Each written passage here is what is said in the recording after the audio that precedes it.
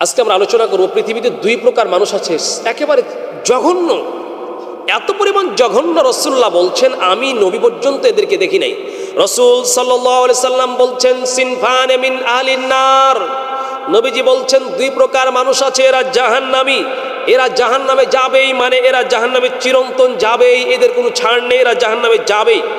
কত ভয়ঙ্কর পাপ! নবীজি বলছেন লাম আরাহুমা, আমি নবী পর্যন্ত এই দুই প্রকার মানুষকে দেখি নাই। তাহলে দেখেন কত বড় জঘন্য পাপ, কত বড় জঘন্য গুনাহ। নবীজি বলছেন এরা জাহান্নামে যাবেই।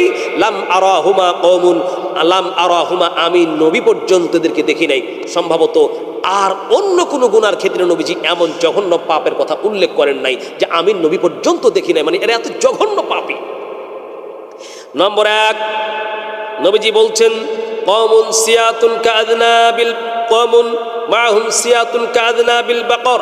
নবীজি বলছেন এক প্রকারের মানুষ হচ্ছে যারা অবৈধ অবস্থায় মানুষের থেকে চাঁদা দখল করে, অবৈধ অবস্থায় মানুষের বাড়ি দখল করে, তাদের হাতে লাঠি থাকে, বন্দুক থাকে, পিস্তল থাকে, অস্ত্র থাকে, ছুরি থাকে, চাকু থাকে, বডি থাকে। এরা মানুষকে অবৈধ অবস্থায় হত্যা করে।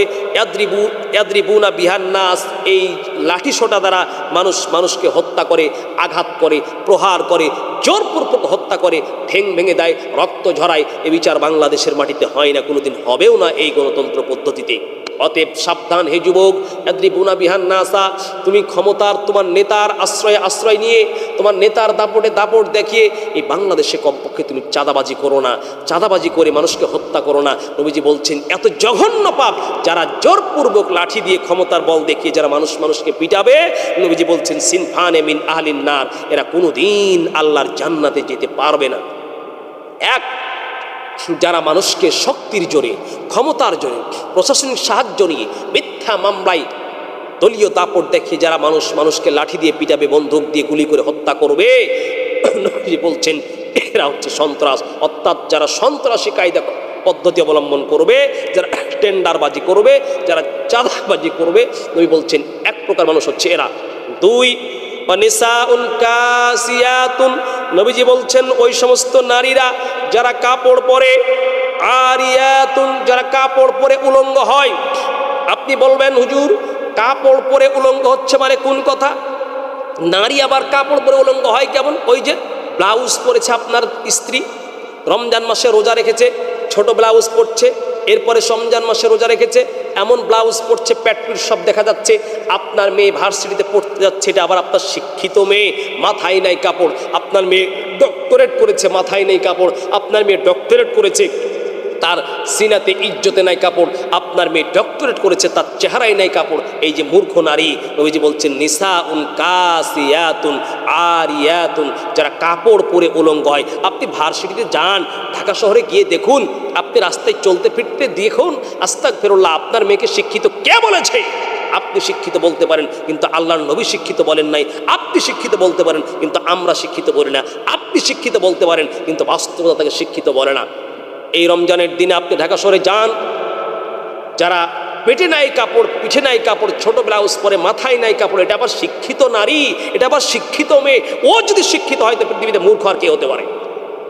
আপনি তার কলমের কালি রয়েছে কিন্তু তার নৈতিক চরিত্র নাই, তার কলমের কালি রয়েছে কিন্তু তার নৈতিক চরিত্রের অধপতন। নবীজি বলছেন শোনো, যারা কাপড় পরে উলঙ্গ হয় মানে কি? ওই যে ছোট ব্লাউজ পরে, অথবা এমন কাপড় পরেছে তার পেট পিঠ ইজ্জত আব্রু সব দেখা যাচ্ছে, এত পাতলা কাপড়। নবীজি বলছেন শোনো, এই প্রকারের মানুষ মুমিলাতুন, এরা নিজের আকৃষ্ট হয়, মা ইলাতুন, এরা অপরকে আকৃষ্ট করে। মানে ওই যে ছোট ব্লাউজ পরেছে, আর মানুষ দেখে, হুজুর দেখলে তো আমার মাথায় এই পিছন দিক থেকে টান দেয়। আরে তোর পিছন দিক থেকে কাপড় টান দিয়ে লাভ কি? তো শরীরে তো জামাই নেই, তো তুই ছোট জামা পরেছিস।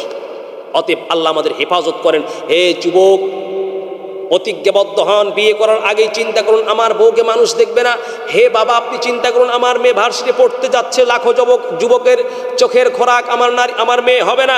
লাখো যুবকের হিংসাত্মক চরিত্রের খোরাক আমার মেয়েকে হতে দেব না। হে যুবক, একটু লজ্জা করা দরকার। হে বাবা, আপনার লজ্জা করা দরকার। আপনি মসজিদে যাচ্ছেন জুব্বা পরে, আপনার টাকনু পর্যন্ত কাপড়, আপনার মাথায় কাপড়, আপনি হজ করেছেন, আপনার মাথায় হাজি রুমাল দিয়ে ঢাকা, কিন্তু আপনার মেয়ের মাথায় কাপড় নেই কেন? আপনি তো বাবা, আপনি তো পুরুষ, আপনার তো মাথায় কাপড় জরুরি নয়। আপনার মাথায় কাপড় আপনি 3টা হাজি রুমাল দিয়ে আপনি ঢেকে রেখেছেন, কিন্তু আপনার মেয়ের মাথায় কাপড় কই? আপনার মা বৃদ্ধ দাদি, আপনি রাস্তা দিয়ে হেঁটে যাচ্ছেন, বোরখা পরে প্যাকেটিং হয়ে গেছেন, বোরখা পরে আপনি মুখ ভালো করে ঢেকেছেন, কিন্তু আপনার সাথে আপনার যুবতীর নাতনি, আপনার সাথে আপনার যুবতী মেয়ে, তার মাথায় কাপড় কই, তার ইজ্জতে কাপড় কই, তার সিনাতে কাপড় কই, তার মাথায় কাপড় কই, তার গলায় কাপড় কই, এই ইজ্জত তার মুখে কাপড় কই, এটাকে আপনাকে কি দিয়ে বুঝায় প্রিয় ভাইয়েরা আমার?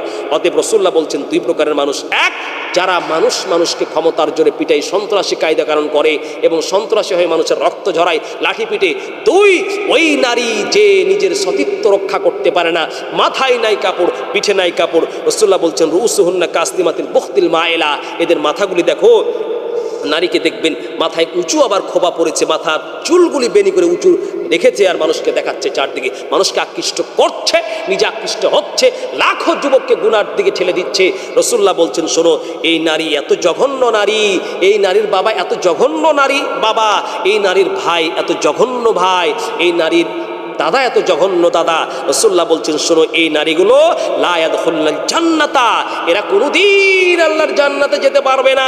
ওয়ালা ইয়াজিদনা রিহাহা, রাসূলুল্লাহ বলছেন জান্নাতে তো যাবে না, এরা কোনোদিন জান্নাতের সুঘ্রাণ পাবেন না। কত জঘন্য এবং কত কঠোর কথা! যেই নবী বলছেন আমি গুনাহগারকে শাফাআত করে আল্লাহর জান্নাতে নিয়ে যাব, ওই রাসূলই বলছেন ওয়ালা ইয়াদখুলুল জান্নাতা, এরা জান্নাতে যাবে না। ওয়ালা ইয়াজিদনা রিহাহা, এরা জান্নাতের সুঘ্রাণ পর্যন্ত পাবে না।